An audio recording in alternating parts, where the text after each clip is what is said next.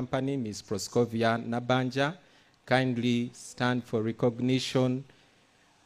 The entire staff of UPIC, thank you. Mr. President, you have people who do this work. We contracted a company called Ambitious Construction. Kindly wave for recognition. Thank you for a job well done.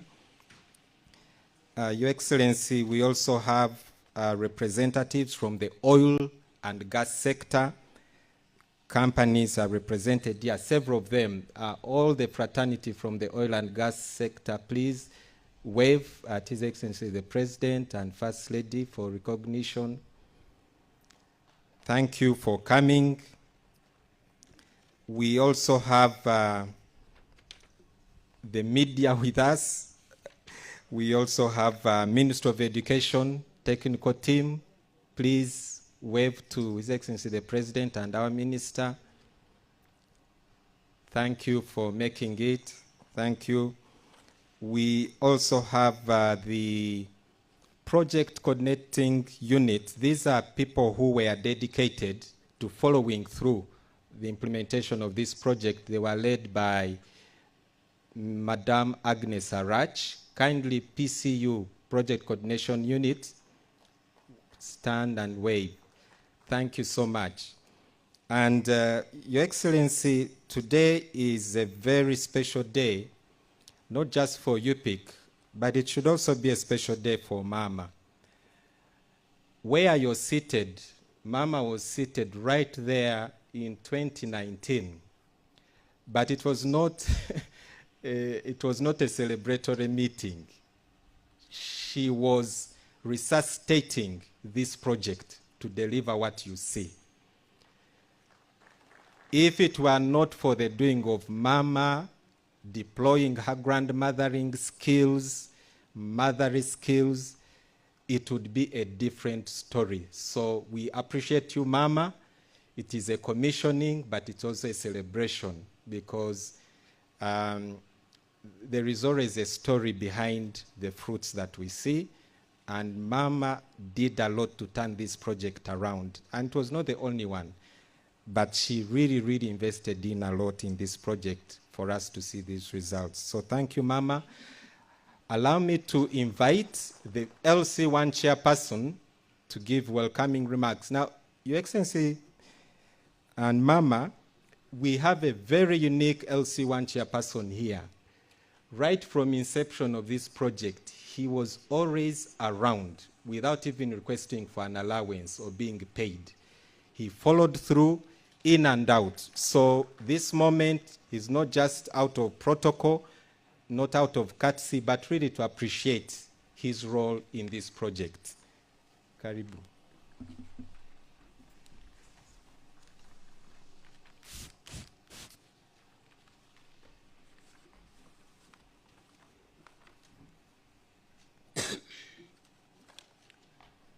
Ekiaro kididima omuruka Kigumba wano parish sub county Kigumba sub county Kiryandongo district. Omwembembezi w'ihanga lyetu Uganda hamuna mao nyenaitwe Janet Museveni kandi ali mugatwa w'ebyenyegesa abagenye mu bitinisa byanyu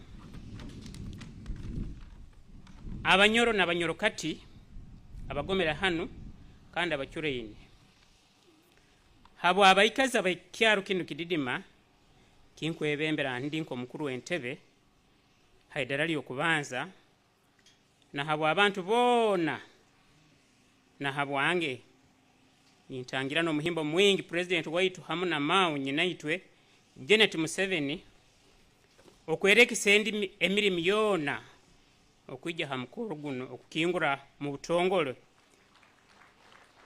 ekyombeko nebikwato ebihyaka haitendekero lya UPIC. Nitusima government ya NRM yenkurakurana n'obusinge hawokora kyona kikusoboka okuombeka itendekero lino nekwatanisa n'abakozi ba itendekero lino ya UPIC hamu n'abeebembezi b'ekicweka kino abakazi b'ekyaro kino Kididima nituraganiza okulinda obusinge n'okukora hamu na UPIC kitusobozesa okugoboora mu buheereza bwa UPIC etendekere tutumbiire omutindo gwaitu.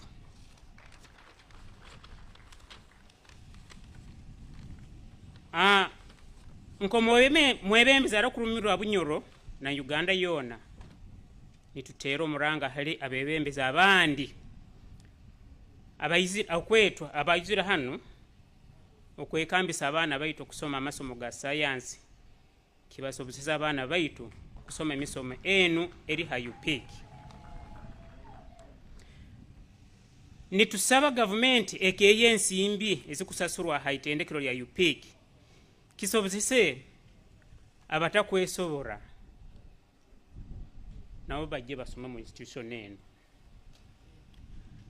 Mbaire mukuru w'entebe haidara ly'okubanza habwa kasumi kuruga 1987 habwe bwembebezi oburungi bw'ekitinisa kya Yoweri Museveni na NRM omubwire bw'okuseera obururu ndi basirenju hanju n'amaguru n'okugonza okwingi kuseruro w'ekitinisa Museveni obururu kandi nyeteekaniize okuseera obururu bwe omwaka gwa 2026 ndubatira hakigere ekizibu kiri kyamaani muno kurubata hanju ndubatira hakigere nindubata hanju nimbagondeza omukoro murungi kandi Ruhanga bebembere nimugaruka ye hanyuma y'omukoro guno mwebale kumpuliza habwa Ruhanga n'ihanga lyange. Nsigaire ndi bya Ruhanga Francis, Chairman LC1 Kididima.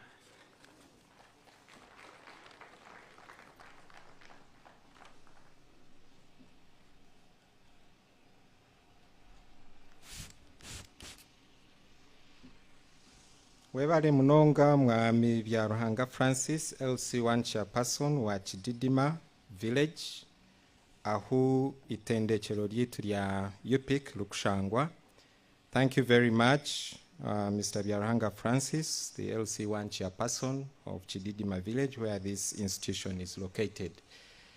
I would like to request all persons who are hearing my voice to put on your mask. You tested negative at the time the sample was taken from you, but things may have changed. We don't want you to become positive after leaving here. Kindly put on your mask. If you don't have a mask or it has gotten misplaced, you can step behind. You'll find a health team that will provide you with a mask. Thank you. Because there is a breeze that keeps on changing direction, so we don't want to leave here casualties. Thank you. I would like to invite the principal of Uganda Petroleum Institute, KIGUMBA, Mr. Ngodia, to give your remarks.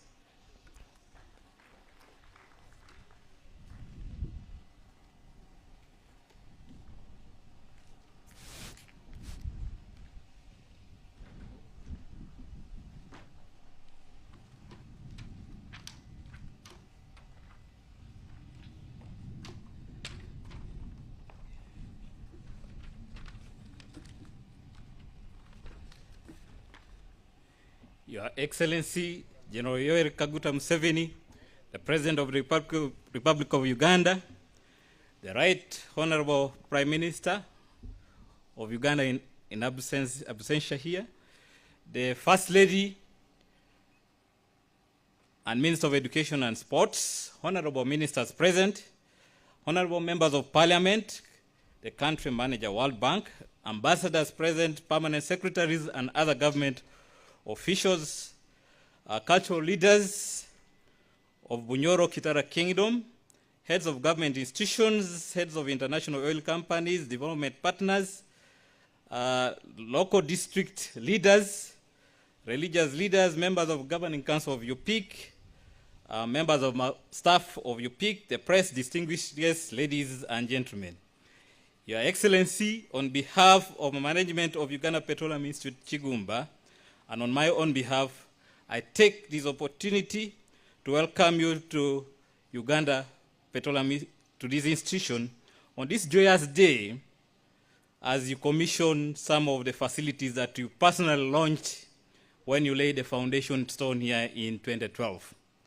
UPIC came into existence following your visionary leadership when you issued a directive in 2009 to start the institution with the goal of training Ugandans and creating adequate manpower at both artisanal and technician levels, which make up the highest number of direct jobs in the oil and gas sector.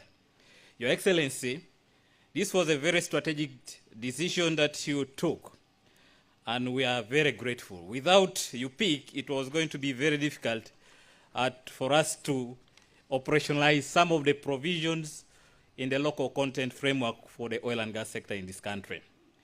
In order to execute our mandate, we have developed an institutional strategic plan 2020-2025, and we have made significant strides on the 4 thematic areas in that plan. And I would just want to highlight a few of them. On the aspect of competence training, Your Excellency, our programs have transformed from one generic program. We started with a diploma in petroleum studies to now 2 national diploma programs in upstream petroleum operations, and the other one is downstream petroleum operations. These are accredited by the National Council for Education, and we have mapped the curriculum to international accreditation standards. Your Excellency, UPIC offers 34 international vocational qualifications in 9 trades. That's upstream petroleum operation, downstream petroleum operations, mechanical maintenance, electrical maintenance, welding, fabrication and pipework, instrumentation maintenance, health, safety and environment, steel erecting and rigging, and the other one is scaffolding. Your Excellency, these international vocational qualifications provide different assessment standards. And these include City and Guilds. The other one is Engineering Construction Industry Training Board. The other one is Offshore Petroleum Industry Training Organization, and also offer American Welding Society specifically for welding. You will recall, Your Excellency, that previously we had to send trainees to countries like Trinidad and Tobago to attain these international accreditations. I'm happy to report now that sending training abroad is for these basic accreditations is now history. All the accreditations are now offered within UPIC here. Your Excellency, in terms of infrastructure, we developed a master plan in 2030, and we have made also significant strides in ensuring that we implement this master plan. To date, we are around 52% of the developments in the master plan. I would like, in a particular, in a specific way, to recognize the leadership then of the institution that was led by Professor Charles Kwesiga is with us here, and other government officials like former PS Kalisa Kabagambe is now Senior Presidential Advisor, and the likes of Ernest Rubono. They laid a very good foundation under which we are now enjoying these achievements. Your Excellency, the infrastructure being launched today has been realized through the support of the World Bank under the project. I think this has been alluded by the MC. And under the project, we have done 5 modern workshops. That's the petroleum operations, instrumentation, electrical maintenance, mechanical maintenance, welding, fabrication, and pipe fitting workshops. And in addition is this multipurpose building. a gate house, and a tarmac road. I would like, again, to allude what the MC said, special appreciation to Mama and the Minister of Education and Sports, who personally intervened when this project was not making significant progress. Since then, we have experienced and unprecedented pace of the project implementation, and today we're here celebrating. The World Bank, specifically for the support and guidance throughout the project life, and the Ministry of Education and Sports, especially the Project Coordination Unit, for the tireless implementation during the progress of the project. On the other hand, from our direct support from government, we have the halls of residence, the 2 halls of residence, we have the administration block, we have 8 staff houses. Whoever comes here thinks you are in a certain hotel somewhere else, and a classroom block that is nearly completion. The other aspects that are pending within the contract are the ICT facility and the library. These are struggling because of funding. Your Excellency, would need your support to jumpstart, to ensure that we complete some of these projects. But of course, again, the critical part is the road from the KIGUMBA Masindi junction to the institution. You can see as you're driving here, it's dusty. The ministry made an effort to work with the Minister of Works. We're privileged at a given point in time to have the UNRWA team here visit us to survey the roads, and all of us were happy that the construction works was going to begin.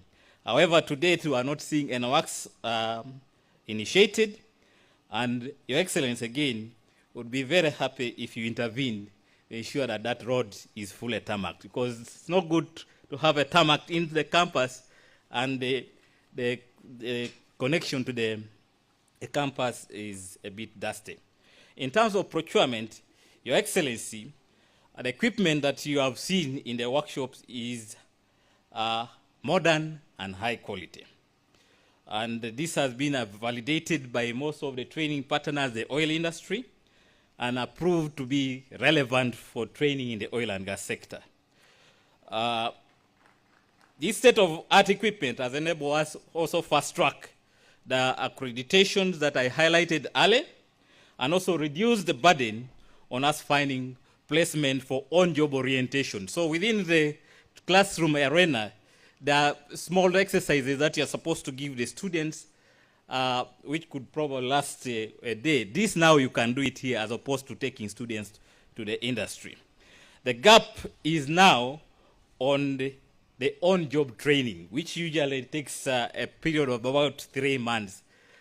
So that you can do it if you have a fully-fledged facility that offers apprenticeship, or else you have to take the students to the industry.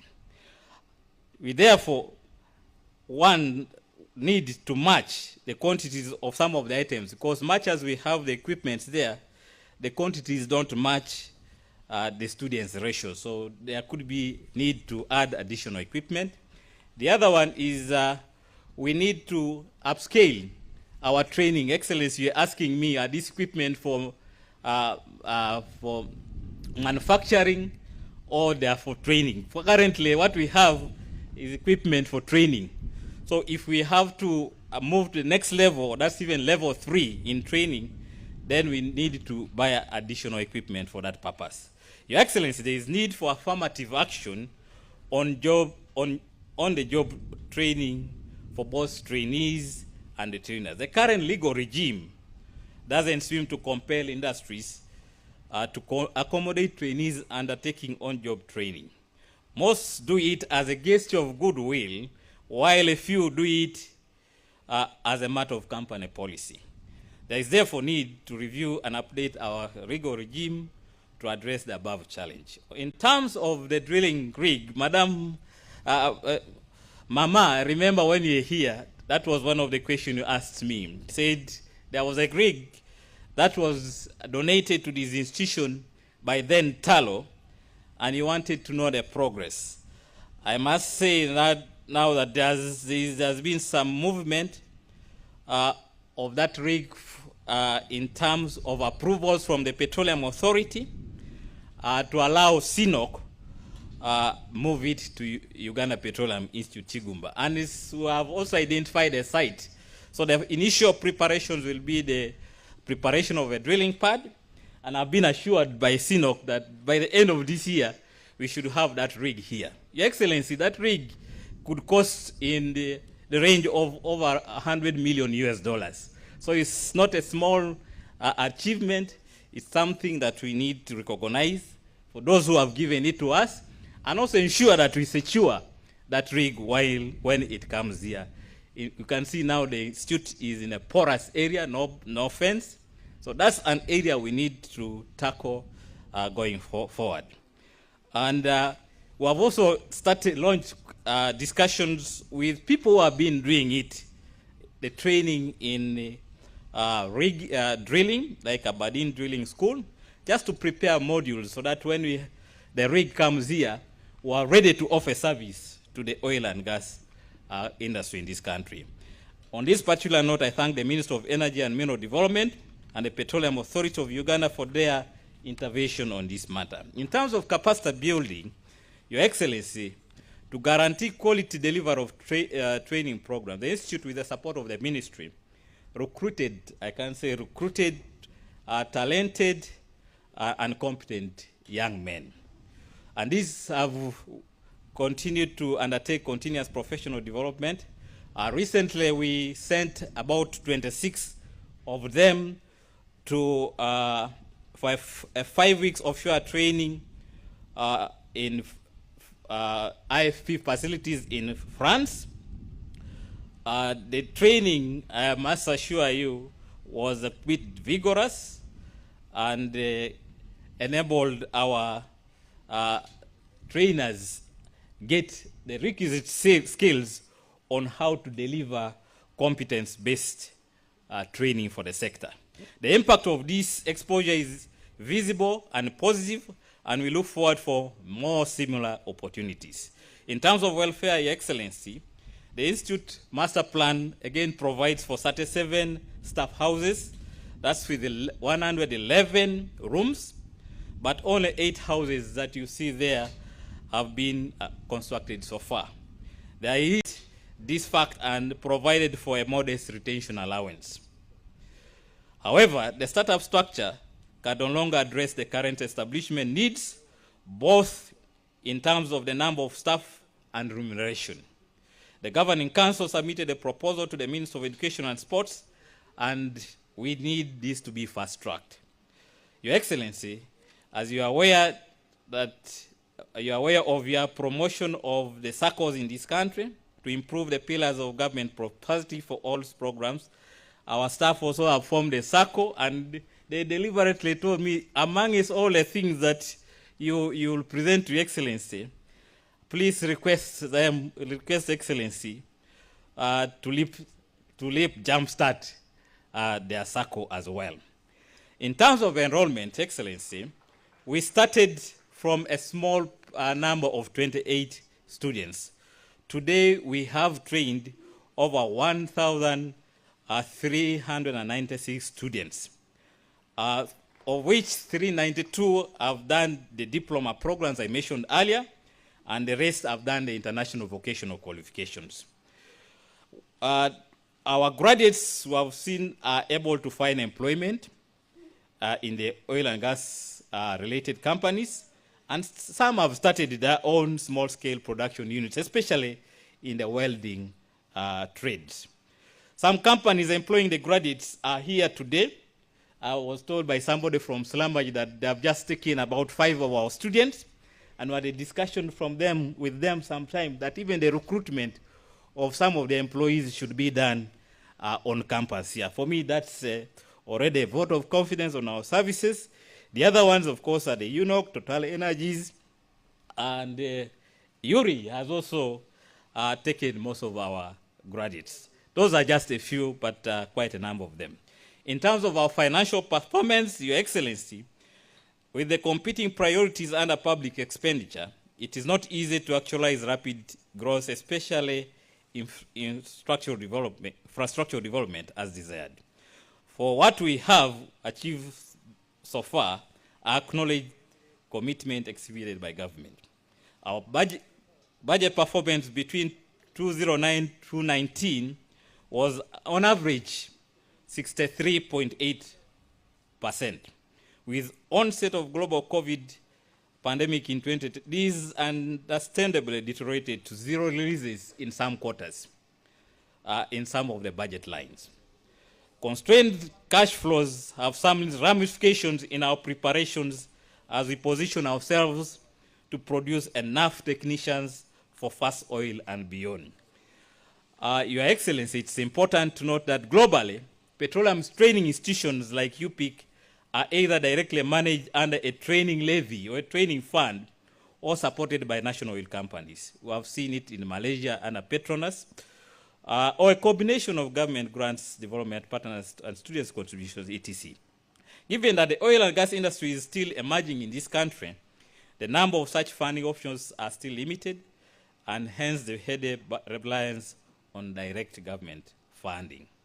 In terms of the governance, I'm happy to report that we have deliberately made attempts to interest key personalities in the oil and gas sector in the governance of this institution.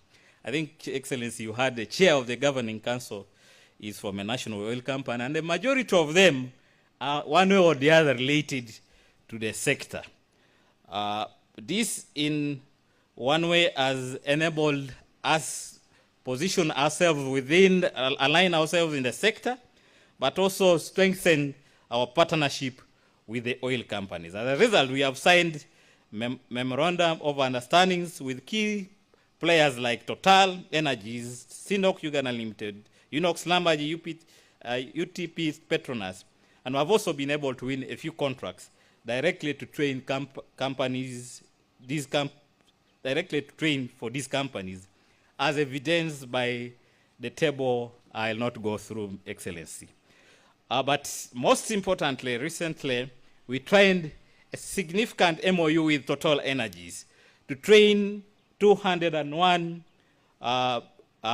potential production technicians for the Tilenga project. This is a unique one in that Total will be with us slightly for about 3 years, and the training will be phased. The first 6 months, our instructors will be the ones lecturing, and the next 6 months, there'll be a combination between the expatriate instructors and our own instructors, and subsequently they'll now go for offshore training for a period of 1 year.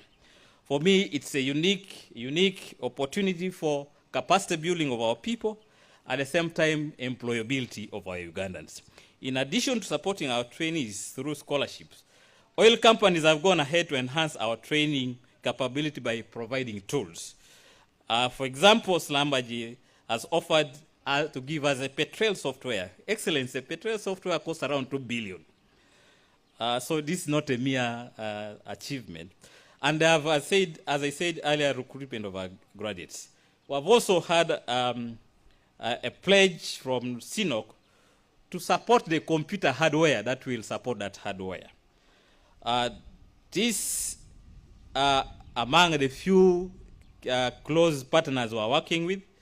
But again, Total, when it comes here, they have also pledged to provide equipment to close the gaps, especially in the electrical workshop. The electrical workshop currently can offer training to up to low voltage, but the industry requires that we train to high voltage as well. Your Excellency, the successful execution of above project is a manifestation of your vision for UPIC coming to life, and what we are doing what we are meant to do the right way, and only need to consolidate and keep improving. Your Excellency, I would like to sincerely thank again the outgoing Governing Council, chaired by Nabanja and the group chaired by Nabanja for providing oversight and strategic guidance that has enabled us achieve what I've highlighted above. In terms of the projects, the bursary scheme, Your Excellency, I'm happy to report that we have so far successfully trained 627 out of the 771 students from the Albertine region, who were fully sponsored by the government of Uganda under the ARS Albertine Region's bursary scheme. In addition, the government of Uganda offered bursaries or subsidies of 80% on trainees course for another 200 students who have also been trained successfully in international vocational qualifications in the 5 trades I'd highlighted above.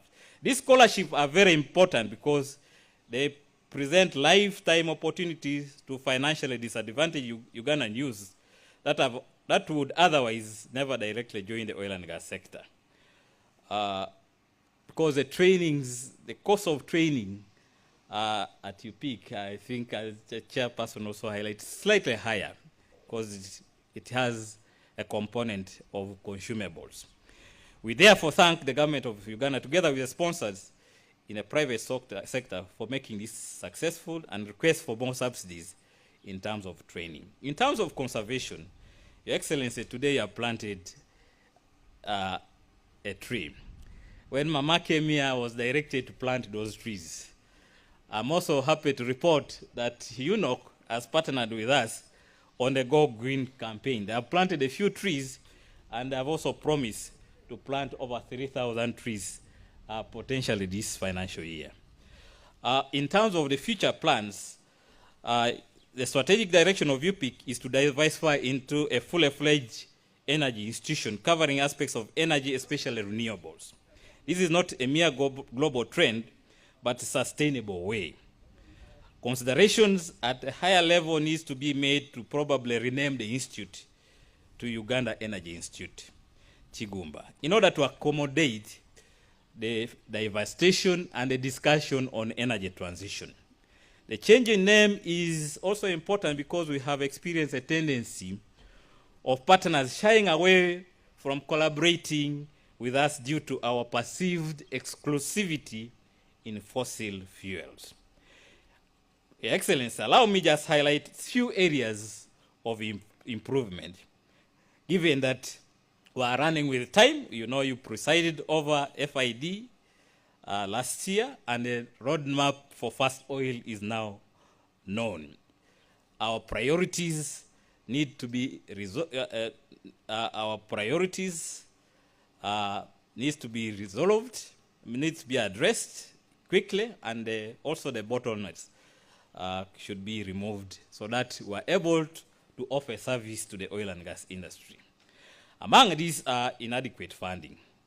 I don't think, Excellency, I'll emphasize on this, but we have experienced a significant dwindling in financing from a budget of 8.5 billion in some years to 2.7 billion this financial year. This is not a good one, especially that we have only done 50% of our master plan. Some infrastructure projects that we are seeing behind here have stalled for 2 years. Our request therefore government prioritizes one of the projects that was supporting that exited the PIP, and therefore we should prioritize that that project should be reinstated. In addition, we have seen that funding mechanisms are already highlighted in other parts of the world are varying. And I think we need to have affirmative action for UPIC. The other aspect is the need to review the legal regime to ease formation of business units for centers of excellence to facilitate income generations. In the past, we had the council had approved the formation of UPIC Holdings to do business on behalf of the institution. When we sought clarification from Solicitor General, we're told that the law is not allowing us to do that. So probably we need to harmonize the policy aspects that allow us to do business and the laws governing the training in this country. Additionally, we need additional workshop equipment needs to be procured so that we can upgrade training to level 3 or apprenticeship for that matter. We have a national backbone infrastructure, NITAU, up to the main building, and hence we need to extend this to all the facilities on campus. The ICT infrastructure is that we have now, it's becoming obsolete. Some of the equipment was bought by Professor Kwisiga, and we're still using it, so we need to look into the computer aspects as well. The security within the campus, Your Excellency, is very key. The equipment we have is pricey and very relevant for us to achieve what we're doing now here. So we need to really fence these 200 acres of land. And the other aspect, we need probably to upgrade the guard post into a police post in UPIC here. The other one is the transport. The bus we see here has been with us also for 11 years. We need to, and we have a minibus also same age. We need to upscale this so that we can facilitate means of transport of our students to the field, and they are going for field work. Inadequate housing for both staff and students. Your Excellency, those hostels now can only accommodate maximum 300 students, and yet our plan to scale it to around 900 students. So we need additional 4 hostels for our students, given that the demand for our services is now increasing. Excellency had not even highlighted that we are trying to extend our services to the region through Total. We are engaging our brothers from Tanzania so that they can bring their people to train here. I'm told there are no such similar facilities in Tanzania to this level, and the discussions are progressing. So as we discuss with the neighbors, we should also be in position to upgrade our facilities. And the other one is our power outages. With all the power we have in this country, there is frequent power surges in Kiriandongo district here. And these are impacting our operations and also making us make losses, especially in the equipment. So this needs to be resolved, and we request that through the Minister of Energy and Mineral Development, a thorough impacts assessment is carried out aimed at finding a permanent solution. The other one is water.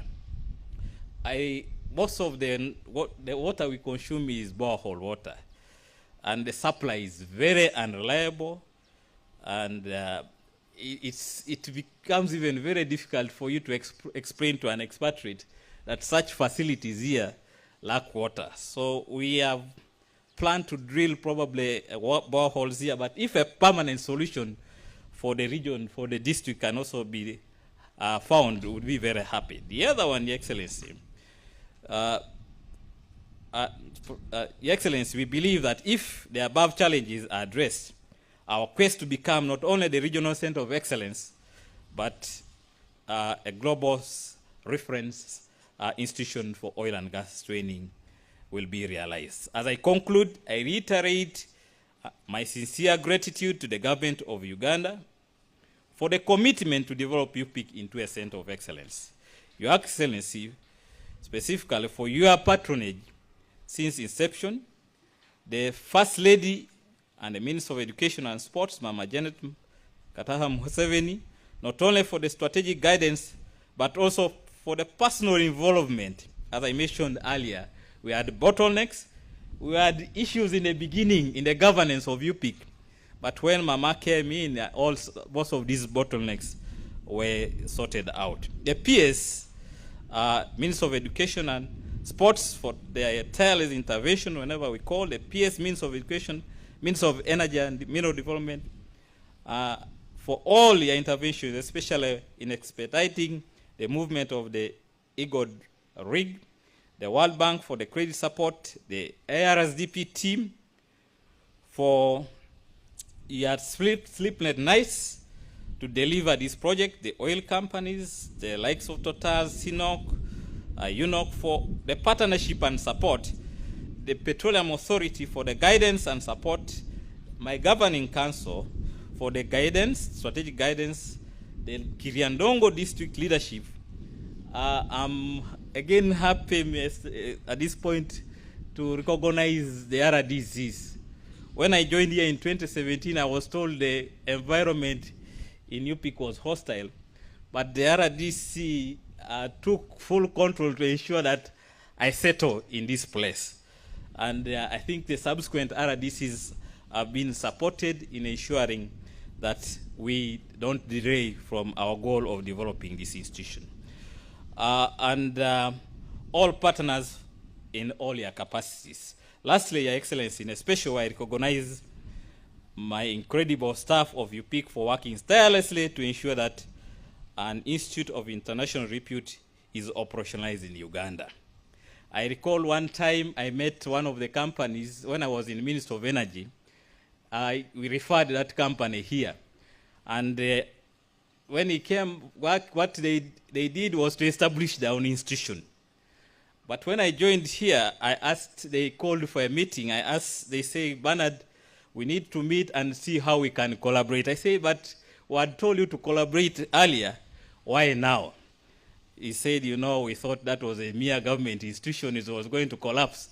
But we are now seeing it as a competitor in the training business. So we need to collaborate as opposed to being competitors. So this has not been being done alone without the support of my staff. I salute and encourage them to work hard as we strive to attain a full center of excellence status in the oil and gas sector in the country. I say this for God and my country. This is Bernard Ongodia. I'm the third generation of the people that you trained abroad.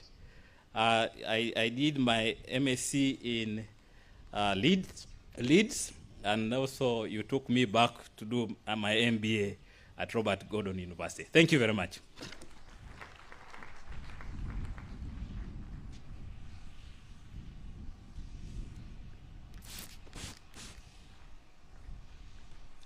Thank you so much, Bernard, the principal Uganda Petroleum Institute, KIGUMBA. Accomplishments observed and recognition of your staff and all those that helped.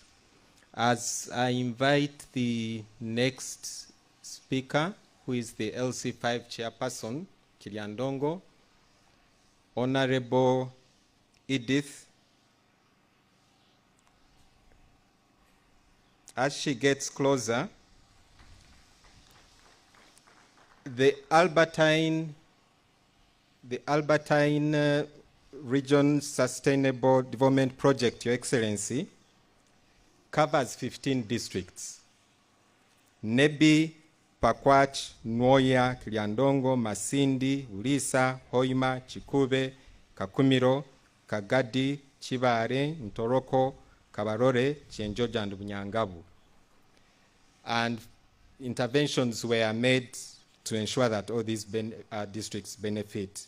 We extended invitations to all of them, but now the LC5 chairperson for Kiriandongo will give her remarks. Thank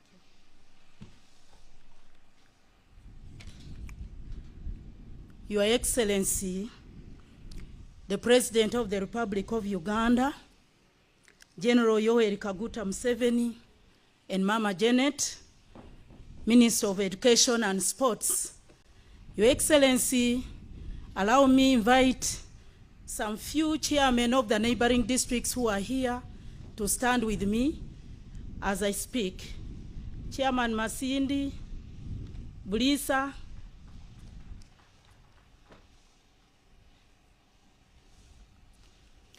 Your Excellency, tusemereirwe muno habw'okwijja kwawe kandi noweizira wenka otatumire okwijja okutongooza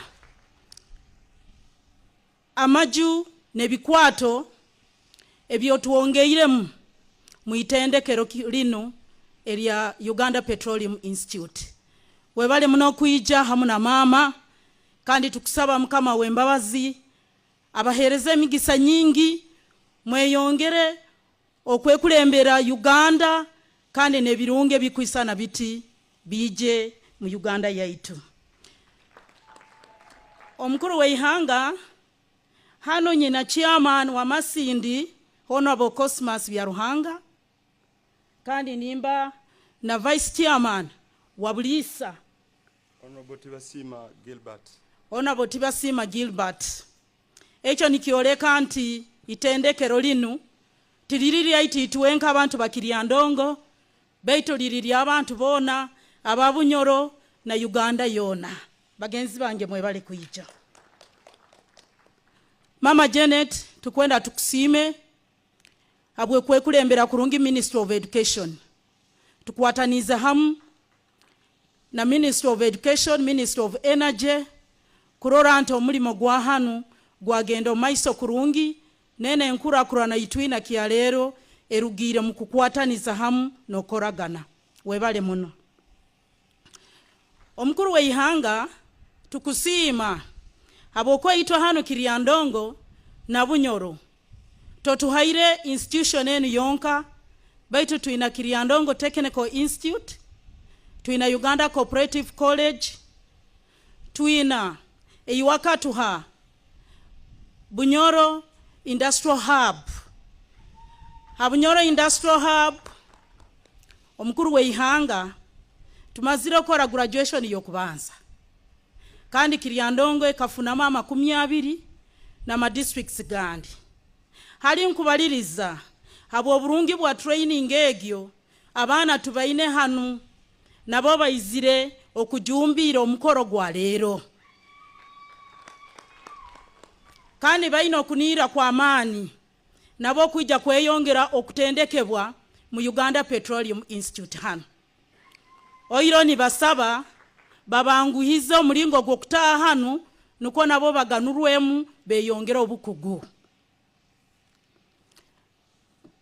Omukuru w'eihanga ntusima kandi neitagirya university elyo ikirize nti lije hanu KIGUMBA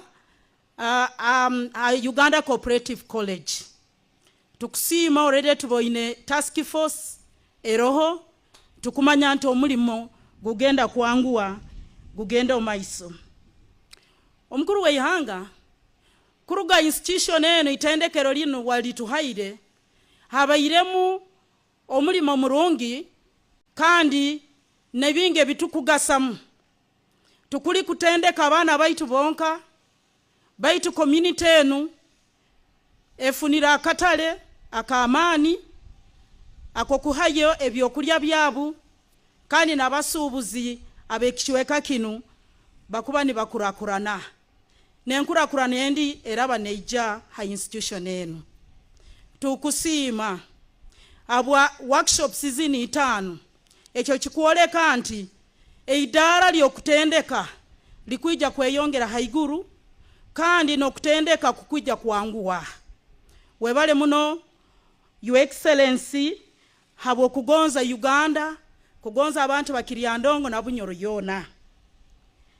Your Excellency itwe nka district tuinaho ebintu ebimu ebitaito ebigenzere nibitusobaho kandi nturora tutaina obusobozi obukumara okubyeyikiyaho awo noto okusabira obusagiki. Your Excellency Kiriandongo Technical Institute kurugo mwaka gwa 1983 abana baitu abahabwa sponsorship ya government bata 50 kuruga nobwo kwikya kyalero awo noto okusabira otuwongere mamani obusagiki hakiro tuikiza abana 10 abarafunaga sponsor kuruga mu government nuko abayingi batendekwe. Your Excellency abana baitu barafuna skills baja kufuna emirimo kandi nobugaiga nho burayizira aja kuba heki etago ekyobwomezi bwabu kurolerwa kurungi awo nonkuleetera waitu mukuru w'eihanga lino eirwaro lyaitu lya Kiryandongo erinyakuli General Hospital eritaaga nirihereza abantu emitwaro 48 n'abantu 45 baita akaire kanu tularulengo rw'abantu emitwaro 5 hataho nikioleka nti obusobozi bw'okuhereza abantu abayingi abo aba refugees abantu abakurugira hantu handi anti bweyale bagirora nti bweyale na Kiryandongo ino opportunities nyingi halimo obusubuzi halimo obusinge abantu bayingi bayija hanu kukoleramu omulimo nikyesanga nti abantu bali bayingi muno kandi irwale eryo lita strategic lita highway abantu bandi banguyirwa kuruga patch ni bayija abakurabaho accidents zindi zona okimanyire kurungi nti tubonabona ebikwato biri bike kandi n'amaani gaitu gali hansi tukusaba waitu otwimukize irwale eryo harefaro highway hospital nuko kisobole kutuyamba kurungi mu kuhereza abantu bawo bona waitu emyaka nka 20 enyuma okaragira nti abantu bawe bakibyama na Nubian community babatwale batekanire mu ranch number 11 hanyuma yebizibu baito kurugobona ogwobona abantu bawo banu tibakatekanaga abantu bawo banu bakalemesebwa obuyambi bwesimbi obukubapimira amataka nokubahereza kubatera ya maizi orugudo nebindi nuko batekanireyo kandi omanyire waitu mukuru w'eihanga nte ikikara muno kifoka ibale tuino kutuntura nokutina nte kiwabahaire kisa kufoka ibale tukusaba mukono gwawe kutekanisa abantu abo mukuru w'eihanga habinte ebime bitutalibanize tuine itaka likoto masindi pota haine nyanja aho likabalirirwa mkwano hataka ile kano lilili akafo sugar rundi rai companies itaka lili nka square kilometers square miles 16 likaraho emyaka kuruga omwaka gwa 19 tibakalikozesaga abantu bayingi abaina mate barugira hali bakarugire bona nibayijura naho nibatalibaniza abalimi ebyokulya byabo byona nibiribwa ekyo kiretereizemu conflict ya amani hagati y'abalisa na abalimi bebyokulya hatarugira haho alone ndwaire ezente zirugira hawo tukusaba waitu mukama waitu okutuyamba investor ogwo kumuleta akakose itakero rundi kitalekyo abantu baitu babasabulizingire tuina mulingo gutulibasiremu twagena no mwa prime minister na hantu hona baitu investor takazokiragaho agati ye itakeryo alime itaka lya sub county lya health center 3 eryo nalyo akalisibira munda otiyambe ekekizibu kirugo mukuru w'eihanga tugenda kusagika itendekero lino abwensonga egyo abantu bano bona bayizire nkekyo kurorwaho ekyo kusagika abantu bakiryandongo ekituka abantu serolire mbayizi lero hatu muyaga gukozereki gukinagire batusembeize byokulya tutasera kandi kututera hamunwa itwena tuyimukira hamu tusagike itendekero lino kawe okuguru kukoraki kukutweke nku itendekero lino liriria itu kituyambira okugenda aheru kusera halabana baitu bara trainingira kankuoleka abantu abamu abetuizire kuoleka obusagiki bunu ankusima ba members of parliament baita bali hanu ba honorable ministers ankusima state minister waitu wa Bunyoro affairs ogotatulekera ali hanu kajugumbya Twina aba district councillors bona kusaba bemere mu baroleho.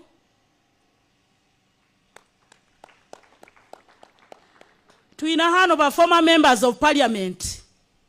Twina Honorable Tampo, twina Honorable Duru Jack, twina former chairman, district chairman ali hano, Honorable Nteiroki Charles. Waitu twina chief magistrate hano. Twina ba colleague chairman bano by introducing Gregeira. Twina hano chairman wa NRM district. Twina obutebe na ba chairman ba NRM sub county bona. Twina ba sub county councillors bona bali hano. Twina amakanisa the clergy abo tukozere nabo mulimo murungi ogwingi kandi ntunira baja kujugumbya abana kuija kusoma emisomeno. Twina hano governing council ngigyo kusima omulimo murungi gubakora. Twina sister institutions nkoko nkugambirege ba technical college ba cooperative na abandi. Twina ba gurus bona bali hano.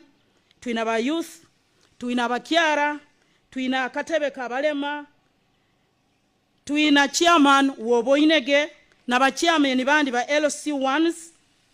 Twina hano etimu ekugonza kandi kwegondezamu abayijukuru bawe kandi bantu mirege nti nkusabe obahereza photo moment otere nabakasani.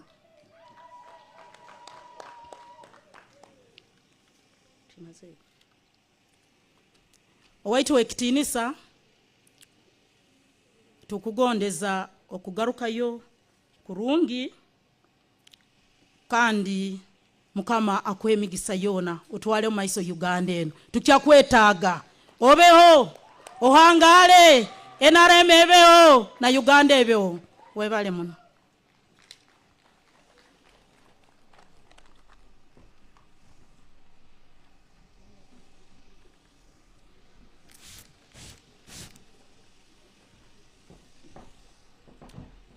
Webale munonga chairperson LC5 Chiliandongo, Honorable Liguma Edith Mwahurebi ya Gamba Arefu munejangwa ho shango mukama nhomuramiza. Where you find the king is where you praise the king from, but you can read laying your requests. So please understand when we invite people and they put requests before His Excellency the President, it's not common that they interface with him.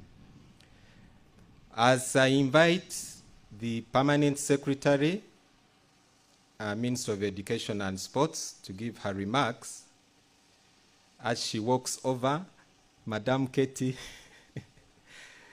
she's going to give her remarks and also invite Mama. So Madam Katie, please invite Mama as soon as you conclude your remarks. And we really appreciate what has been done with this project. As various people have said, it was a $32 million project, which is about 117 billion shillings. The scholarships that Ongodia talked about were $2 million, which was close to over 6 billion shillings. So government of Uganda has also been putting in something. Madam Katie, please.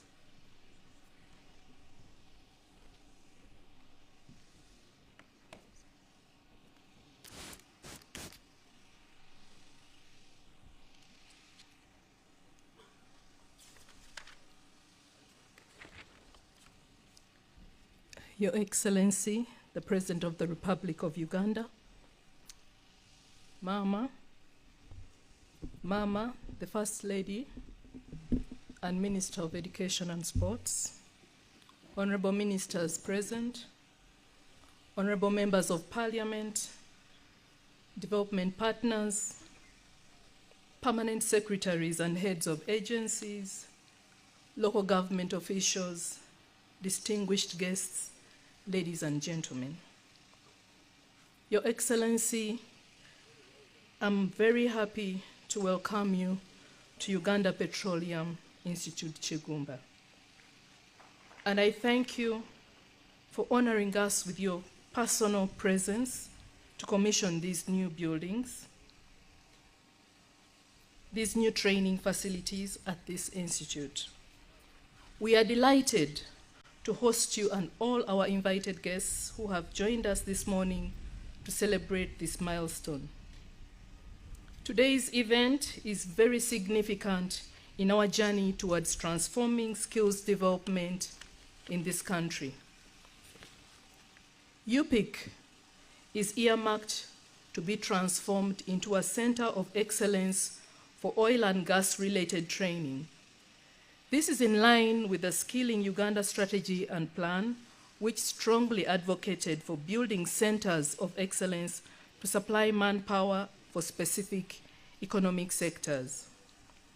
Your Excellency, the Albertine Regional Sustainable Development Project, the ARSDP, was designed to support the activities related to oil and gas discovery and production in the Albertine region. The project was implemented in 3 components. The first component focused on improving road network connectivity to ease access for oil production and was implemented by UNRWA. Component 2 focused on urban development in the Albertine region and was implemented by Ministry of Lands, Housing and Urban Development. And component 3 focused on improving access to and upgrading skills in the Albertine region for oil and gas, and this was implemented by the Ministry of Education and Sports. The facilities you have just commissioned were constructed under component 3 of this project to kickstart the processes of transforming UPIC into a center of excellence in oil and gas training. The workshops have been constructed in line with the improved curricula in response to the current demands of the industry. In addition, a number of other complementing facilities have been constructed, and these included a 1.2 kilometer road, which starts from the main gate to the workshop area, a 4-floor multipurpose hall, a water supply and sanitation sewage treatment scheme, the main gate of the institute, street solar lights, paving of the parking yard and compound of the administration block, and a generator house with heavy voltage generator. The total cost of these investments was $15,575,312, which is equivalent to approximately Uganda shillings 57,332,256,213 shillings. I would like to take this opportunity, Your Excellency, to thank the World Bank for not only extending funding for this project, but for the continuous guidance that they provided to ensure that this project succeeds. The project also supported the Institute to gain international recognition through a number of accreditations. UPIC gained accreditations from City and Guilds from the United Kingdom, Offshore Petroleum Industry Training Organization, OPITO, from the United Kingdom also, and Engineering Construction Industry Training Board from the United Kingdom, and also IFP training from France. Your Excellency, these accreditations have put Uganda Petroleum Institute and the country at large onto the world map, and as one of the prestigious training centers for oil and gas. We are reliably informed that this is the first institute in the East African region to gain international accreditation for OPITO. Thank you. Surveys conducted recently, Your Excellency, indicate that employers from the oil and gas industry are already impressed and satisfied with the competencies and skills being imparted to the learners through the Uganda Petroleum Institute and others. Your Excellency, with these developments, the Ministry of Education and Sports now stands prepared to train and supply qualified Ugandans to compete favorably for job opportunities in the oil and gas sector and to participate in the development of their country. I would like to thank the project team. Your Excellency, we had a project team headed by Ms. Agnes Arach, and I'll request them to stand up again. I thank them for the hard work they put in this project to ensure that it delivers. And I'm saying this because most of the deliverables of this project were achieved during the difficult time of COVID. So I want to thank them in a special way for the sleepless nights in ensuring that this project succeeds. Thank you so much, Agnes, and your team. Your Excellency, mine was a brief remark, and I would like to thank you very much once again for coming to grace this occasion. I thank you.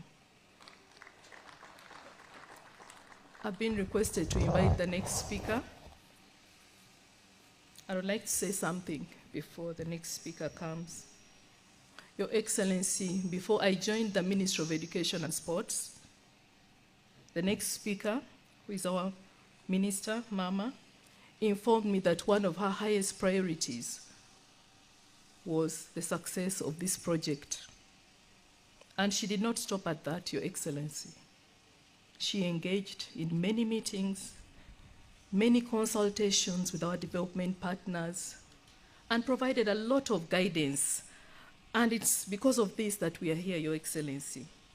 So it is with great pleasure, Mama, that I invite you to address us. Thank you.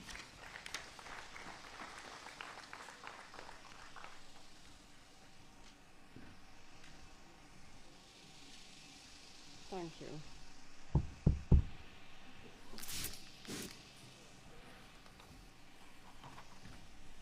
Thank you, Katie. Your Excellency, the President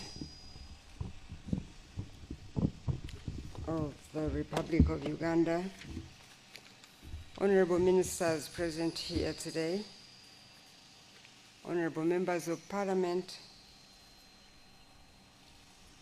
our partners in development who are here today, our peers for the Ministry of Education and Sports, heads of agencies, religious and cultural leaders, local government leaders, ladies and gentlemen. Happy New Year to all of you. And may this year bring more hope and peace to each one of us all. I welcome you, Mr. President, to the Petroleum Institute KIGUMBA, and thank you so much for taking time off your busy schedule to join us to witness this key milestone towards skilling our people. Mr. President, as part of your wider vision to improve human resource capacity, to steer socio-economic development and Uganda's transformation agenda, in 2012, you launched a 10-year BITVET strategic plan, commonly referred to as the Skilling Uganda Strategic Plan. The plan articulated very clearly the direction the country should take to skill its people and unlock their potential for productivity. Since then, the Ministry of Education and Sports has been implementing various projects towards the achievement of that goal. And the interventions implemented within these projects have led to improved infrastructure, systems, and processes in the delivery of technical and vocational education training in this country. As a result, we are witnessing increasing enrollments in TVET, changing attitudes, and more visibility of the TVET subsector. Mr. President, we thank you for your continued advocacy and support towards investment in skilling Ugandans, which is key to employment and wealth creation.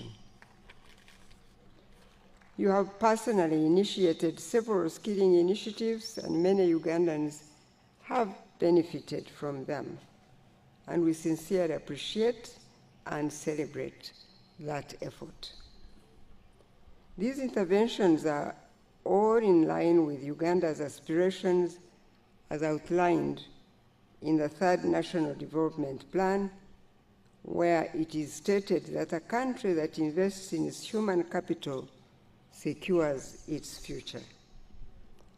As a sector, we now see skills development positioned as a strong pillar in our national aspirations to unlock the productivity potential of our youth in this country.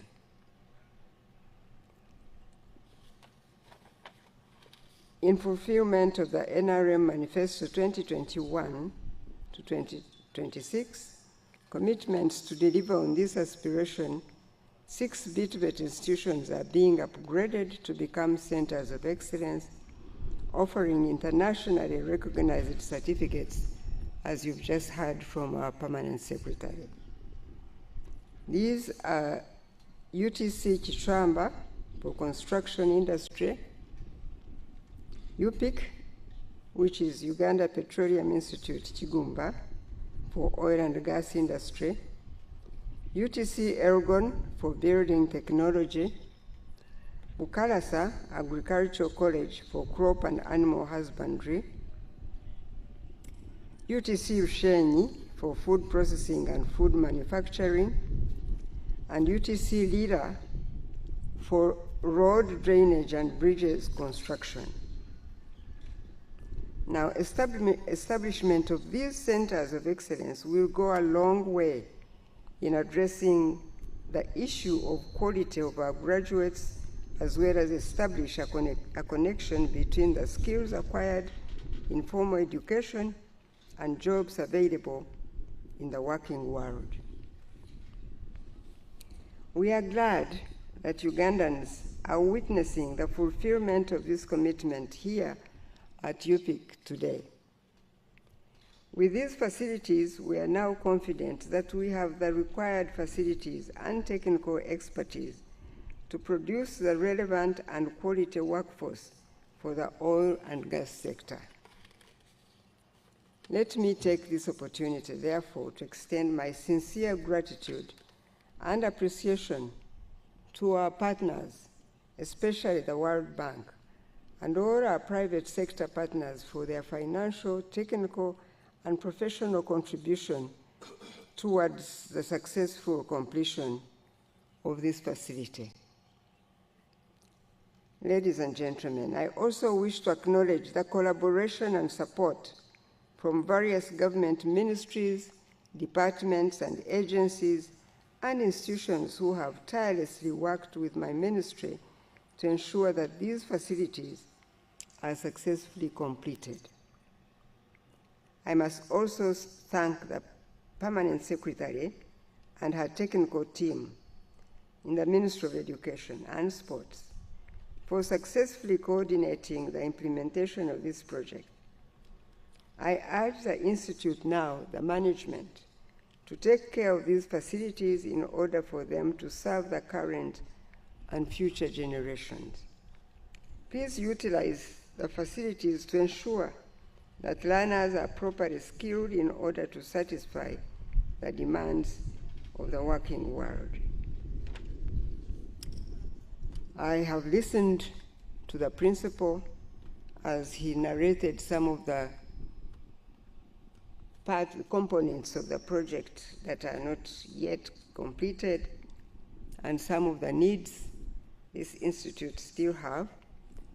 And we're going to work with other sectors in government and the president himself, who fortunately is here and has listened to himself, to see how we can ensure that all those components of this project are completed.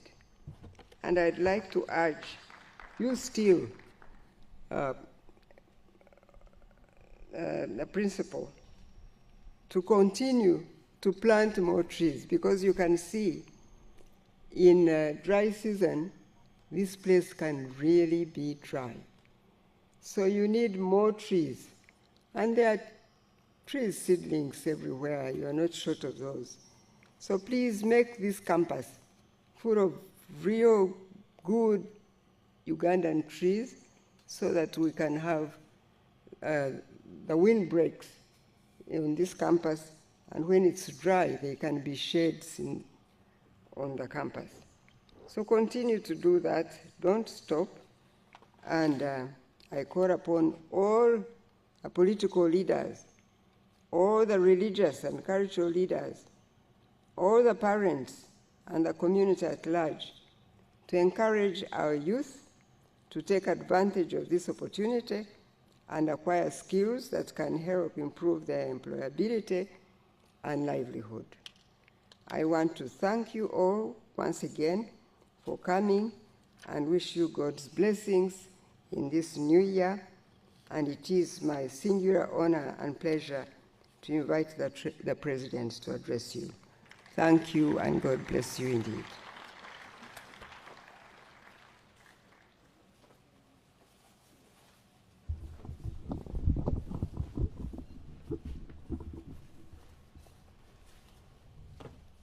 The Honorable Minister of Education and the other ministers, members of Parliament, all the other leaders, and the religious leaders, and all people have been invited. Africans have had a lot of problems, and they normally reflect some of those problems into the names they give to the children. For instance, one of our children here is called Arach, which in Luo means something bad, or bad or what. But Arach has now become a bear.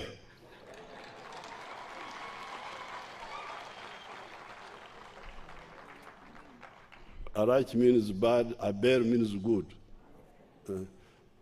The implementer of her name is Arach. Umurinyo lecho nchibaza suta Arach ni bamugamba bata. Wakabi ninga mubi o wakabi. Omubi. Omusti murunyu nkogo bagamba ntu mubi. So I want to congratulate the Ministry of Education. I want to congratulate Mama here and the people who have been involved for implementing these projects. Thank you very much. I also want to thank the World Bank for the support they gave Banco Mundial.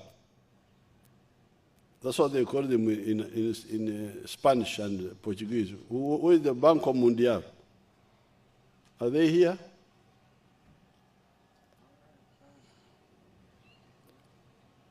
There's nobody here. I want to thank them for the support.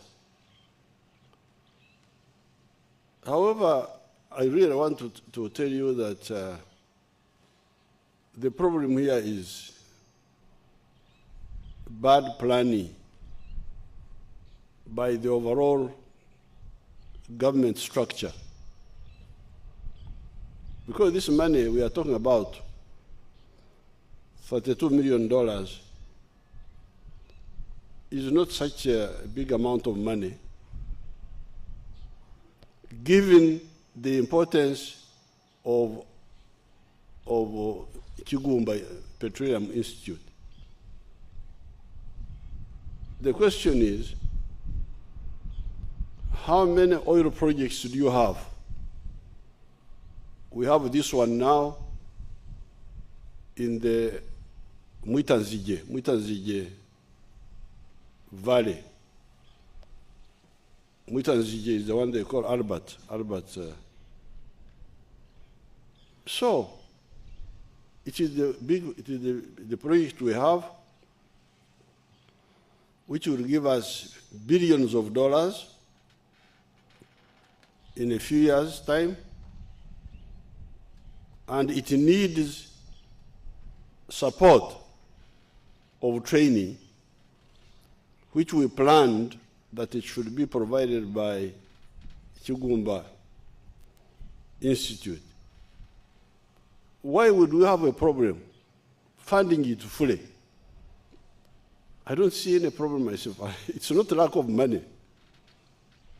It is a lack of planning by the Ministry of Planning and Foresight and Wisdom and all that.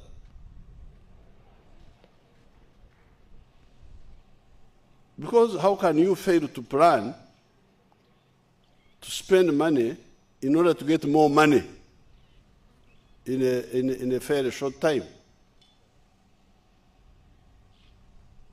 Maybe some of the people who are here, like is Rwanda here, or the PS of Energy, who is here from Ministry of Energy, other than the minister? The civil servants who are there. You go there, the microphone.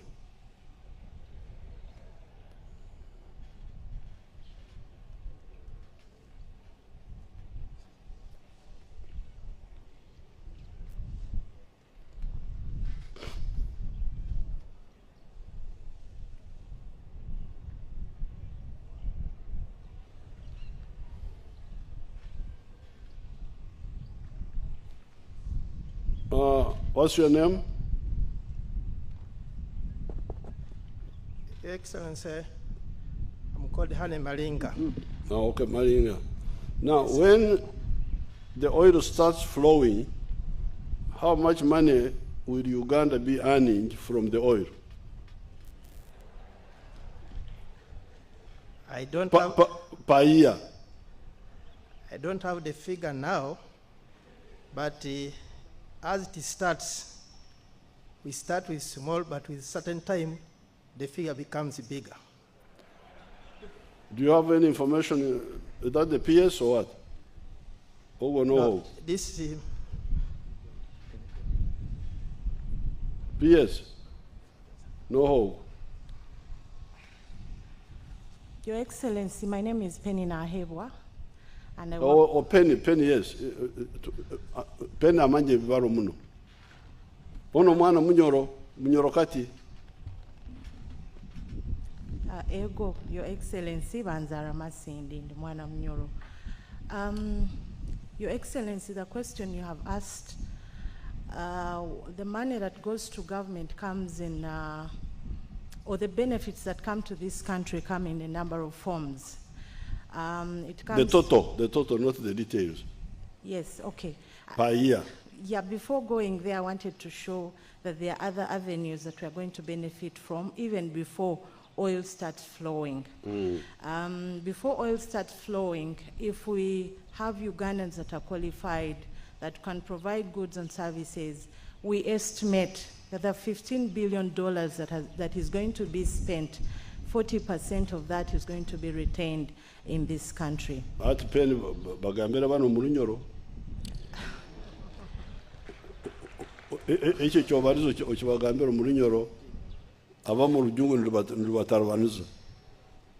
Okay, webale muno, Your Excellency, kimbaye ningeza ugamba nti amafuta gatakatandikire n'okuruga hansi aroho omulingo okuruga mu itaka aroho omulingo emiringo nyingi itugenda ganyurwamu nka Uganda abaana baitu barabaho emirimo n'obuturahereza the goods and services ebikwetagisa tukubaramu nti companies zino zigenda kuspendinga esente zikwika $15 billion mutagama sente zanyu za abanyoro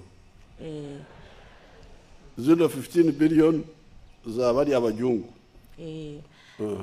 hati out of that 15 kuruga $15 billion ezo abana baitu barabaho emirimo tukasupplyinga ebyokulya construction materials, we get some contracts, 40% of that $15 billion, which is I think around about 7 billion. Yes, 6 billion is going to remain in this country. Now that is one way we are benefiting. The other way is when oil now starts flowing. What goes to government depends on the oil price. Your Excellency, if we take the oil price of around $65 per barrel, I think we know the oil price is between 70 and 80. It is oscillating around there. But if we assume an oil price of around $65 per barrel, this country will be getting, at peak, around $2 billion on an annual basis. Per annum? Per annum, yes. Okay, now you hear over the moon pen. Thank you very much, Malinga. Thank you. Now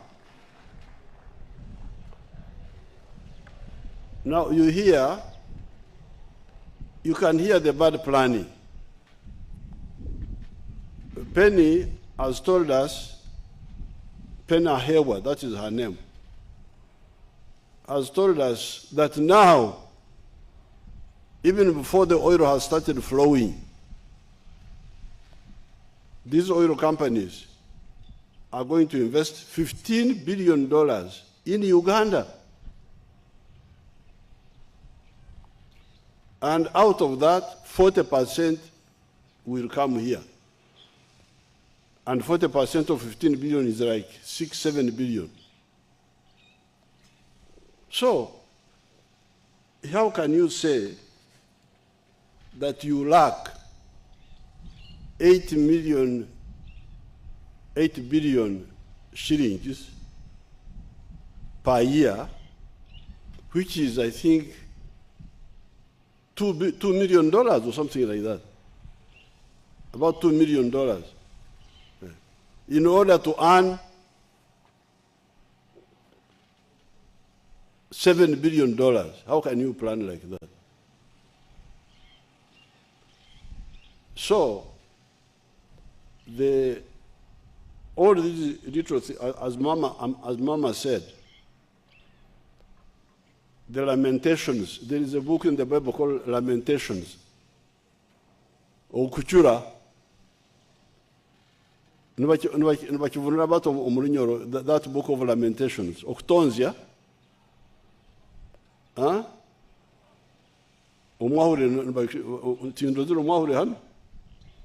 how do they say it in Lamentations?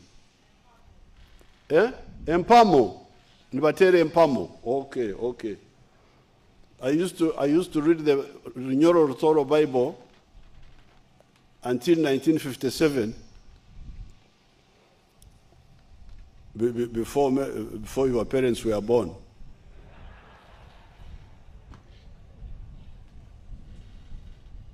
When they translated the Runyankore Ruchiga version, 1957, nkawa nilisoma Beburi Orinyoro Rotoro. So Empamo, so she has reminded me, Empamo. Okshura, Eborogo. I think the Wanyankore will call it Eborogo, Ning Oktonzia. You make the proper plan. I don't want to hear that we are now here at level 2. We hope to go to level 3. Go to level 3 now and plan now.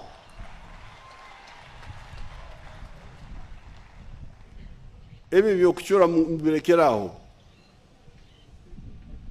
Ebi empamu. You tell me, if other people are confused, me, I'm not confused.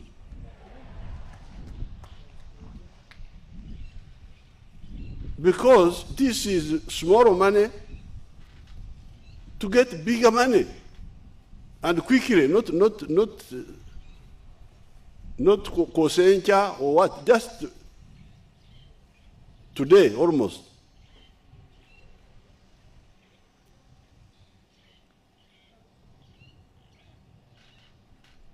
Ebi abahuma numbimanya. Ebi abahuma. Abahuma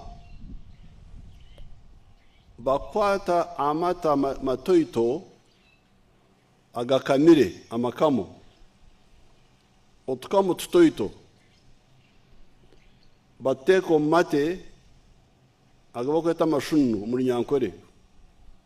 Fresh milk. Bateka akantukake. Nibakete enkamyo. Ekisabo kyona kifoka amakamo. Because of the small enkamyo yotairemu. Abanye rebi bachama ningente zikabeba. Chairperson Chiriandong. Ebiente no manya.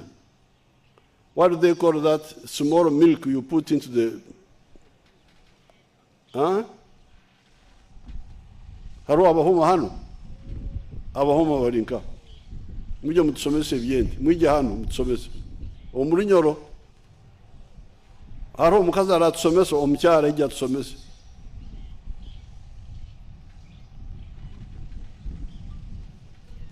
Ijamuzindara hari yutusomese. Ogumuhimakaza na majoro nyorogo. Ija hano hamzindaro.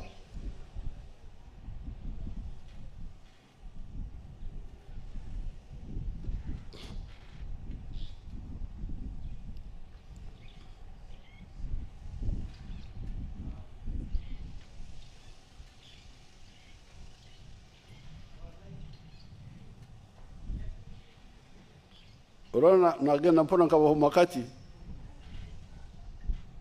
Iyanjuri izina lyawe nibakweto hiyo.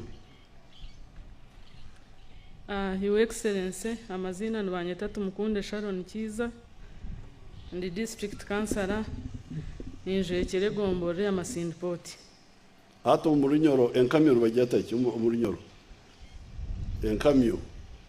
Omunyoro ahaboko bori nyoro nicyo kimwe no Nyankore still nibagete enkamyo. Okay.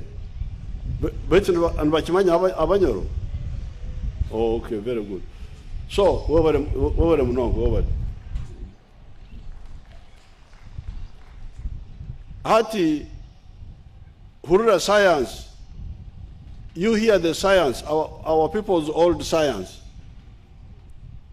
They would get small amount of what English don't have words. English don't have enough words like in our languages. Because in Nyankore, you put small quantities of amakamo.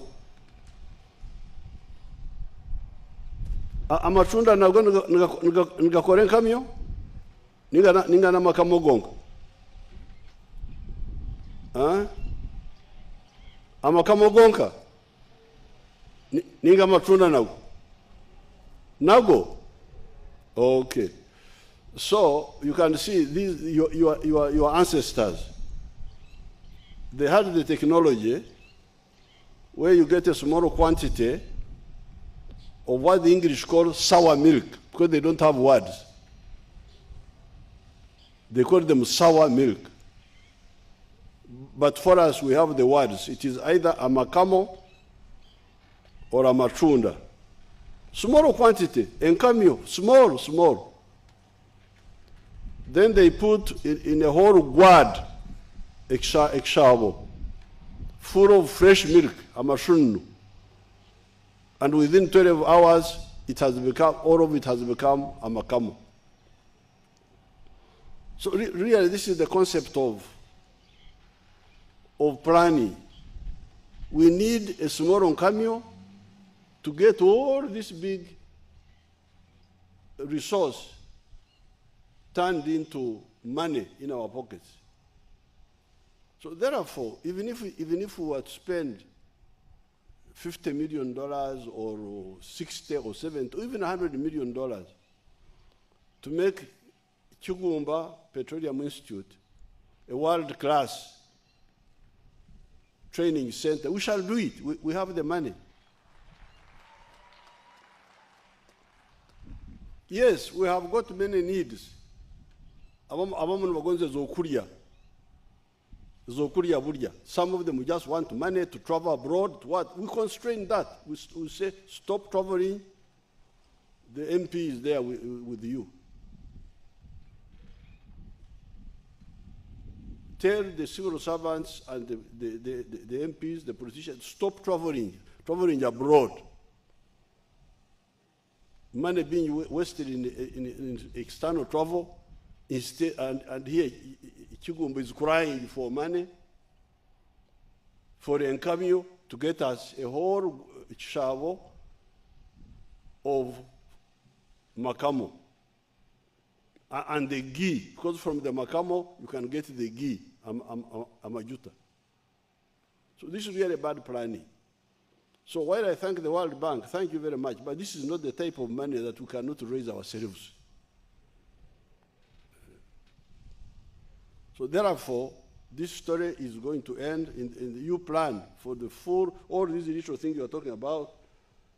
What do you call this one? Staff houses, ICT lab, all these little things, fence that you are staying outside, the hyenas are coming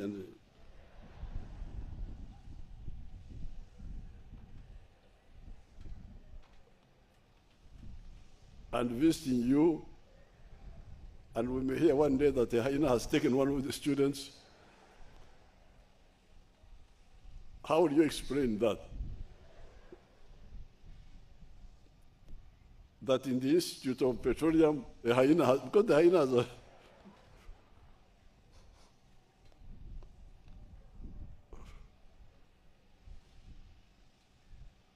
no, please, what is the money needed? We shall look for the money, because we don't have many oil projects. We have got one oil project. Yes. So how can this be an issue to talk about, to lament? No. Now, secondly, the salaries. I think the salaries, you have had the war, you must have heard of the war I had with the teachers who were opposing my policy on prioritizing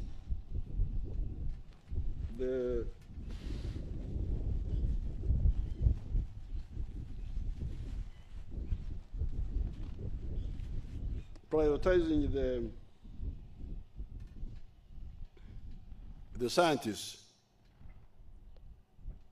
So what are you saying, Ongodia? You are saying that the salary scales, because you pick teachers are mainly scientists. Has my policy not solved that, or what? What is the issue? Go and help me there.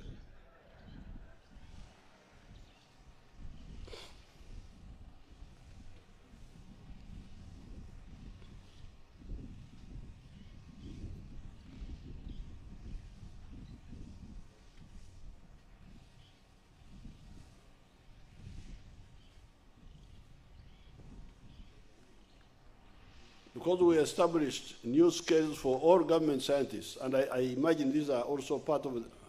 What is the issue? Thank you, Excellency. We have done some studies with, for example, IFE, that was our training partner. And they say globally, institutions like these are paid slightly than other civil servants, but they should not be paid to the level of the oil companies. But of course, their skills, the skills that the oil companies require, the same skills my staff have.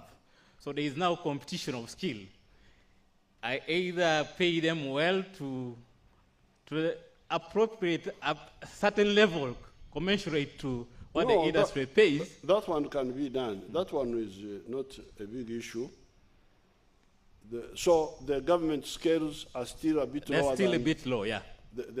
Even for the scientists. Yes, for the scientists, I think, I don't want to say they are low, but for the talent that we have, the rates are slightly higher. Who? The oil, and these are specialist trades. For example, I have people who are training technicians for the refinery. They have equally gone to institutions like, they have gotten masters in refinery operations. So when there is an opportunity in Total for a refinery person, and Total is paying maybe around $10,000, there would be opportunity cost for somebody to either stay here or go to Total. So it's all about competition of skills. That's no big problem. Thank you. Thank you. Sit down. That one is again an issue of clarity. Because we have got a very important school, which is a regional school, called Soroti Flying School for training pilots. It was about to close because of the blindness of the planners. Because as Ongodia is saying, if you become a pilot on a jet engine, you go and you get a job in the airline, you'll be paid very high money. And we needed instructors on propeller engines, turboprop, and also jet engines at Soroti. And these people were trying to pay them small salaries, not remembering that this pilot can go and work as a pilot in the airline. So I said, what sort of blindness is this? That because the permanent secretary is not getting very high salary because what? Yes. If the permanent secretary is not a pilot, and we are looking for pilots now, and they are very scarce. So you pay our instructor pilots what they would have or near, because there could be some other advantages. Pay our pilots, our instructor pilots at Soroti Flying School what they could have earned if they went to the airline. And that's how the school now continued. It was about to close.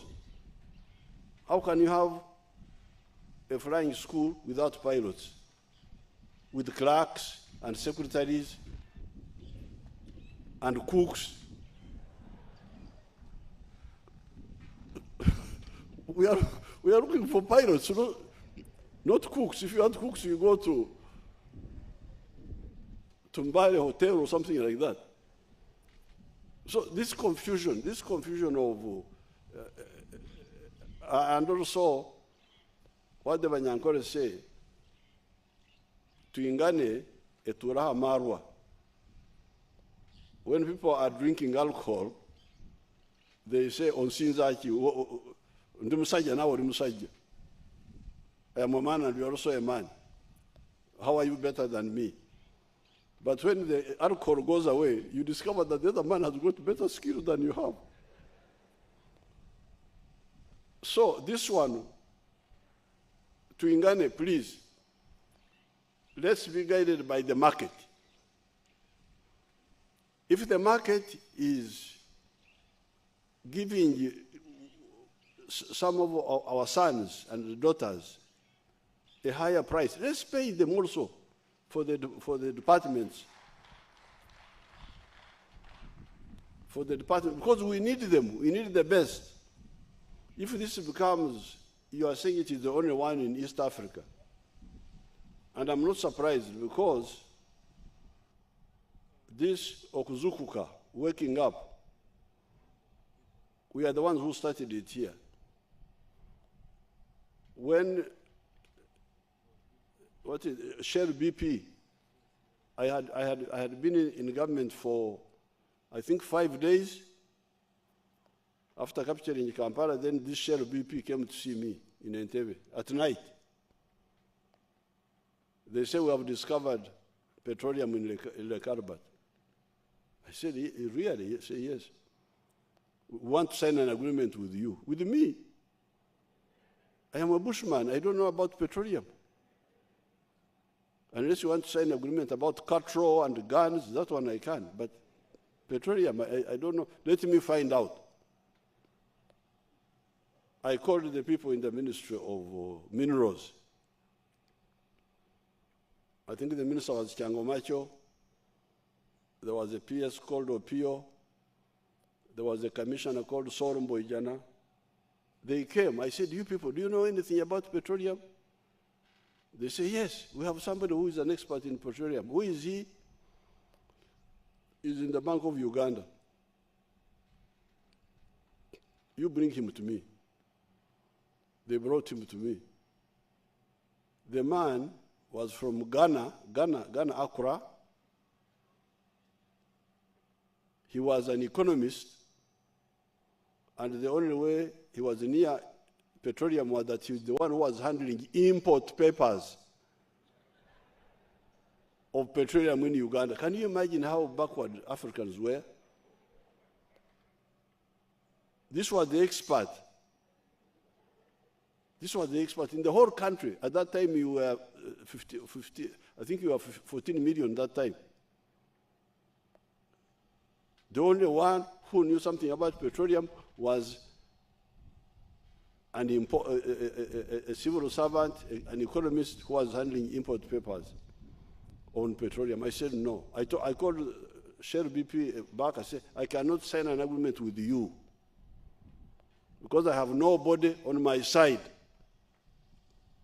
who knows anything about petroleum. Go away. The petroleum has been there for 2 million years. It can stay for another 2 million until we get people who know what to do. So that's when I called the minister, Changomacho, and the PS or PO and said, now you look for these Ugandans, young Ugandans, who have qualified in physics, in geology, in chemistry. They go and study petroleum. These are the ones Ongodia was talking about, that he was in batch number 3. I think the first batch where the Kabagame was in that one. The first batch was the second one. The first one, Kabagambe Karisa. And another man called Kashambuz. Where was Kashambuz? The same group? So we are the ones, you can imagine, we are the ones in Africa who started this one of having Africans being trained in petroleum. So when they came back, I called back Shell BP. BP, come, I can now negotiate with you. This was like 89, after 3 years. Shell BP said, no, we are no longer interested. Can you imagine? They wanted to negotiate with Atarkumanya Charkukora. So they went away. So I told these people, I said, now I've trained you, you look for the oil yourselves now. They are the ones who found the oil, these ones here. And when they found it, they saw where it was, here, there. They came and showed me on the computer. You think there is oil here with it? That's how they started looking now for these companies, because we didn't have the money to dig. That digging cost some money. So because we didn't have the money to dig that time, that's how we called the companies. You come and dig here. Come and, but already we knew what was where. So if you have got that history of okutembura, abatembuzi nibamanya, abatembuzi, to pioneer. Let's now pioneer in the education here by having a world-class petroleum training center. And later on you can add other aspects of energy, like Ongodia was saying, like renewable, the solar, the wind and all that, the biogas. You can add them on later. So please, let's get the full plan. We shall support it because it is unique. It's unique. You cannot compare it with external travel, allowances inside Uganda. We can freeze all those and we do this as we have done for other things. But more hostels, erratic power. Now, for the borehole water, I think we have to work with the Ministry of Water. It can't be just done by the Institute only. You go on with the boreholes, but I'm also going to take it up to see whether we cannot get more water from either the River Nile, which is the nearest water body here, the River Nile or what? Which is the nearest? Kigumba. The River Nile. Huh?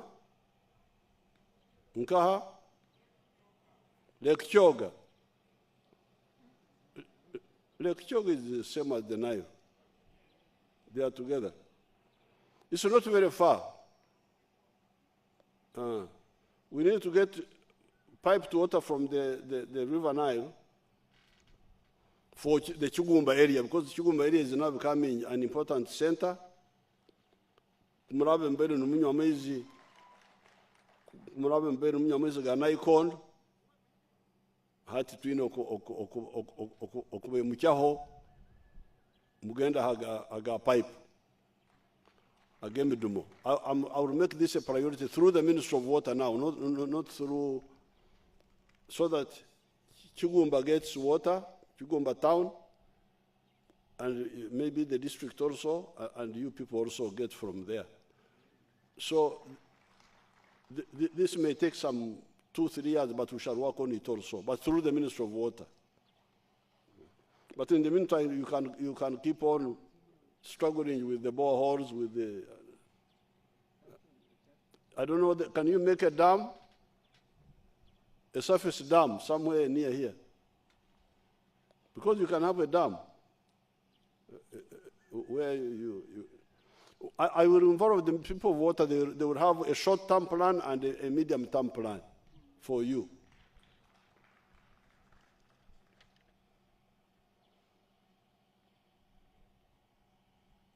Now, for the circle of the college, I had been tempted to put 200 million shillings in it, but my temptation evaporated when the director cried that he has no bus and no minibus. So I said, let me get these people a bus and a minibus, and 50 million in the circle. These ones I will get from State House straight away.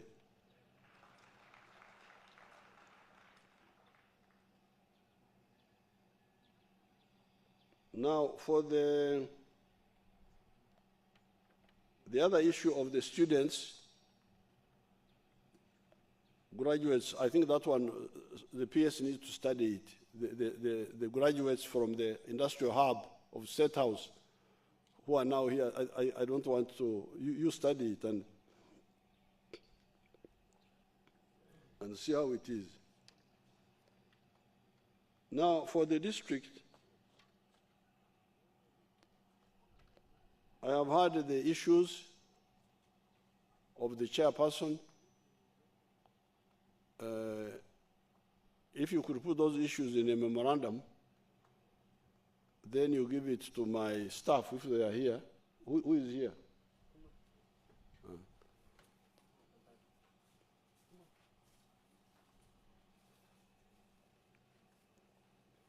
Because Chiriandongo Hospital being upgraded, the ranch number 11, Masin Portland, communicate with the chairperson so that you get what she was saying in a consolidated form. Why isn't Rai using the land for sugar? What is the problem? Chairperson. Okay, we shall find it out. Thank you. Now, finally, LC1.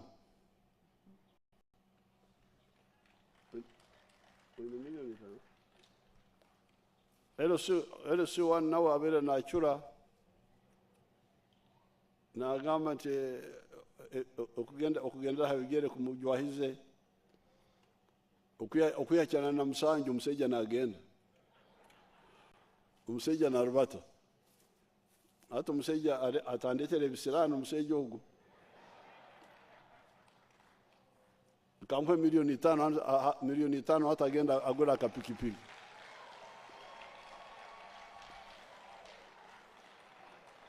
Kale mwebale muno. Thank you so much.